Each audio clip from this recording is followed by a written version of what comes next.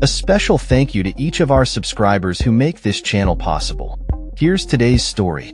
In a groundbreaking moment for Japan, Sanae Takaichi has been elected as the country's first female prime minister, marking a significant milestone in the nation's political landscape.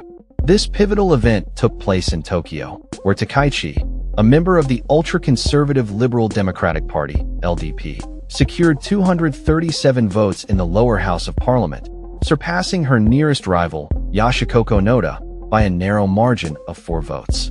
The election comes after a tumultuous period for the LDP, which faced a significant setback in the July elections, leading to a coalition agreement with the right-wing Japan Innovation Party to bolster its governance. Takaichi replaces Shigeru Ishiba, who resigned after a year in office, leaving behind a politically fragmented landscape. Takaichi's victory is not just a personal achievement, but a reflection of the ongoing evolution of Japan's political dynamics. As the first woman to hold the office, her ascension symbolizes a potential shift in gender representation within the traditionally male-dominated political arena. However, Takaichi's approach to gender equality has raised eyebrows, as she appointed only 3 women to her cabinet, all of whom were loyal supporters during the leadership vote. This decision has drawn criticism from advocates for women's rights, highlighting a disconnect between her historic win and the progress towards gender equality in Japan. In her new role, Takaichi has appointed a diverse cabinet of seasoned politicians, including former Defense Minister Minoru Kihara as Chief Cabinet Secretary and Toshimitsu Motegi as Foreign Minister. Despite her focus on increasing female representation, her cabinet appointments reflect a continuation of the conservative status quo, with many familiar faces from previous administrations. The coalition with the Japan Innovation Party, which underscores Takaichi's hawkish stance on national security and economic policy, is expected to influence her governance significantly. The coalition is seen as a strategic move to stabilize her government, especially as the opposition remains fragmented.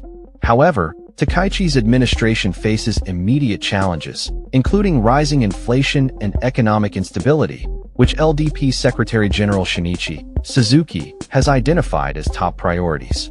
The coalition's ability to navigate these issues will be crucial for Takaichi's administration, particularly given the looming deadlines for policy implementation and the need to address public discontent. Takaichi's political ideology aligns closely with that of her mentor, the late Prime Minister Shinzo Abe, advocating for a stronger military and a revision of Japan's pacifist constitution. Her conservative views extend to social issues, where she has expressed opposition to same-sex marriage and supports the imperial family's male-only succession. Takaichi's approach to governance may signal a continuation of conservative policies, particularly in relation to Japan's defense posture amidst growing regional tensions with China and North Korea. As Takaichi prepares for her first major policy speech and discussions with international leaders, including U.S. President Donald Trump, her administration will need to balance domestic priorities with the complexities of foreign relations. The coalition's success will depend on its ability to unify various factions and address pressing economic concerns, particularly as Japan grapples with the fallout from the pandemic and rising living costs. In summary, Sanae Takaichi's election as Japan's first female prime minister marks a historic moment in the nation's political history. However, her conservative policies and limited focus on gender equality raise questions about the future trajectory of women's representation in Japanese politics.